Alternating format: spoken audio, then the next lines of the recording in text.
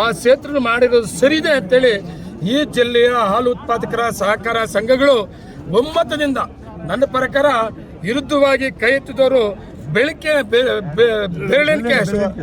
ಕೆಲವರು ಸ್ವಾರ್ಥಕ್ಕಾಗಿ ಇದು ಮಾಡ್ತಾ ಇದ್ದಾರೆ. ಇದು ಸ್ವಾರ್ಥಕ್ಕೆ ಆಗಬಾರ್ದು. ನಿಜವಾಗ್ಲೂ ಹಾಲು ಉತ್ಪಾದಕರು ಈ ಜಿಲ್ಲೆಯಲ್ಲಿ ಈ ಸಂಸ್ಥೆಯನ್ನ ಕಟ್ಟಿದ್ದಾರೆ. ನಿಜವಾಗ್ಲೂ ಹಾಲು ಉತ್ಪಾದಕ ಅಲ್ಲದವರು ಈ ಸಂಸ್ಥೆಯನ್ನ ಕೆಡಿಸೋಕೆ ಪ್ರಯತ್ನ ಮಾಡ್ತಾ ಇದ್ದಾರೆ.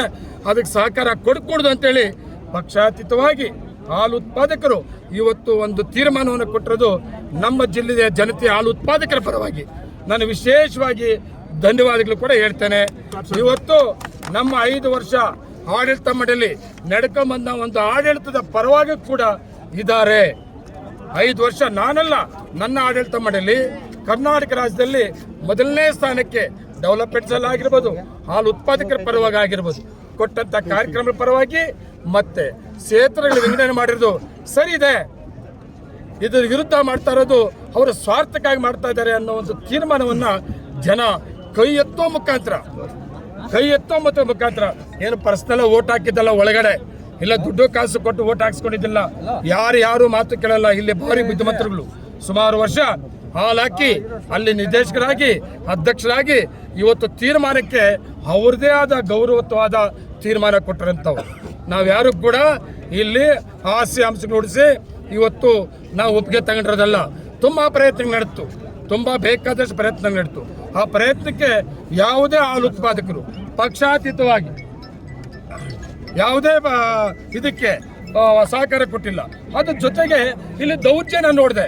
ಇಷ್ಟು ಮೆಜಾರಿಟಿ ಇದ್ರೂ ಕೂಡ ಅಧಿಕಾರಿ MDನ ಹೋಗಿ ಒಬ್ಬ ಶಾಸಕರು ಹೊಡಿತಾರೆ. ಅದ್ರ ಜೊತೆಗೆ ನಾನು ಒಬ್ಬ ಶಾಸಕ, ನಾನು 35 ವರ್ಷದಿಂದ ನಾನು ಹಾಲು ಉತ್ಪಾದಕ, 35 ವರ್ಷದಿಂದ ಕೊಮ್ಮನಹಳ್ಳಿ ಹಾಲು ಉತ್ಪಾದಕರ ಸಹಕಾರ ಸಂಘದಲ್ಲಿ ಅಧ್ಯಕ್ಷ. ನಾನು 35 ವರ್ಷದಿಂದ ನಾನು ಅದೇ ರೀತಿ ಹಾಲು ಉತ್ಪಾದಕನಾಗಿ ಡೈರೆಕ್ಟರ್ ಆಗಿ ಆ ಸಂಘದಲ್ಲಿ ಅಧ್ಯಕ್ಷನಾಗಿ ನಮ್ಮ ತಾಲೂಕಿನ ಜನತೆ ಈ ಒಕ್ಕೂಟದ ನಿರ್ದೇಶನಾಗಿ ಕಳಿಸಿದ್ದಾರೆ. ಇವರು ಹಾಲು ಹಾಕಿರಲ್ಲ, ಹೇಳ್ತೀನಿ, ಬರ್ತೇನೆ, ಹಾಲು ಹಾಕಿರೋದಿಲ್ಲ. ಮತ್ತೆ ಹಾಲು ಉತ್ಪಾದಕರು ಅಲ್ಲ, ಒಬ್ಬ ಶಾಸಕರು ನಮ್ಮಂತವ್ರು ಆ ತರ ತೀರ್ಮಾನ ತಗೊಂಡ್ರೆ ಇವತ್ತು ಬೇಕಾದ್ರೆ ಮನಸ್ಸು ಮಾಡಿದ್ರೆ ಎಷ್ಟು ಜನ MLAಗಳು ಮಾಲೂರು ತಾಲೂಕು ಕೋಲಾರ ಜಿಲ್ಲೆ ಇದ್ದಾರೆ. ಎಲ್ಲರೂ ಕೂಡ ಒತ್ತಡ ಹಾಕಿ ಅಧಿಕಾರ ದುರುಪಯೋಗ ಮಾಡಿಕೊಂಡು ಒಂದು ಡೆಲಿಗೇಟ್ ಅನ್ನ ತಗೊಂಬಂದು ಹಾಲು ಹಾಕೋಂಗಿಲ್ಲ, ಬುಕ್ಕಲ್ಲಿ ಬರ್ಕೊಂಡು ಮತ್ತೆ ಹಾಲು ಹಾಕಿದ್ರೆ ಪೇಮೆಂಟ್ ಆಗಿರ್ಬೇಕು, ಪೇಮೆಂಟ್ ಆಗಿರಲ್ಲ. 5 ರೂಪಾಯಿ ಪ್ರೋತ್ಸಾಹಧನ ಬಂದಿರಲ್ಲ. ಮೆಂಬರ್ಶಿಪ್ ಆಗಿರ್ಬೇಕಾದ್ರೆ ಪ್ರತಿ ವರ್ಷ ಆಡಿಟ್ ಆಗ್ತದೆ. ಆಡಿಟ್ ಬುಕ್ಕಲ್ಲಿ ನಮ್ಮ ಮೆಂಬರ್ಶಿಪ್ ಆಗಿರೋ ಹೆಸರು ಇರಬೇಕು. ಯಾವುದೂ ಇಲ್ಲದೆ ಅಧಿಕಾರಿಗಳ ಮೇಲೆ ಕಾನೂನು ವಿರುದ್ಧವಾಗಿ ಒತ್ತಡ ಹಾಕಿ ಇವತ್ತು ಒಂದು ಡೆಲಿಗೇಟ್ ತಗೊಂಬಂದು ಇವತ್ತು ಇಷ್ಟು 80% ಒಂದು ಸೈಡ್ ಇರುವಂತ ವಿರುದ್ಧವಾಗಿ ಒಬ್ಬ ಶಾಸಕರು ಮಾಡ್ತಾರೆ ಅಂದ್ರೆ ತುಂಬಾ ನೋವಾಗ್ತದೆ. ತುಂಬಾ ನಾನು ಎಕ್ಸ್ಪೆಕ್ಟ್ ಮಾಡಿರ್ಲಿಲ್ಲ. MDನ ವೇದಿಕೆ ಹೋಗಿ ಹೊಡಿತಾರೆ. ಆಮೇಲೆ ಒಬ್ಬ ಸೆಕ್ಷನ್ ಆಫೀಸರ್ ಸೇತನ್ ಅನ್ನೋರ್ನ ಪಾಪ ಅಧಿಕಾರನ ಈಗ ನಾವು ಬಂದ ಮೇಲೆ ಹೊಡೆದಿದ್ದಾರಂತೆ.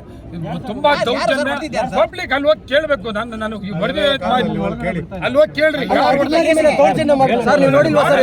ಮಾಡಿರೋದು ಯಾರು ಮಾಡಿದ್ರು ಅಂತ ಕೇಳಿ. ಶಾಸಕರು ಹೊಡೆದ್ರು ನಾನು ನೋಡಿಲ್ಲ. ನಾವು ಈ ಕಡೆ ಬಂದಾದ್ಮೇಲೆ ಟೋಟಲ್ ಎಲ್ಲ ಖಾಲಿ ಆಯ್ತು. ಅನುಮೋದನೆ ಸಿಕ್ಕಿದ ಮೇಲೆ ನಾವ್ ಯಾರು ಇಲ್ಲ, ಬಂದಾಯ್ತು. ಯಾರಲ್ಲಿ ದೌರ್ಜನ್ಯ ಮಾಡ್ತಾ ಇದ್ರು ಅವರು ಇವತ್ತು ಅಧಿಕಾರಿಗಳ ಮೇಲೆ ದೌರ್ಜನ್ಯ ಮಾಡ್ತಾ ಇದಾರಂತೆ. ನಾವು ಇದ್ರ ಖಂಡನೆ ಮಾಡ್ತೀವಿ. ಇವತ್ತು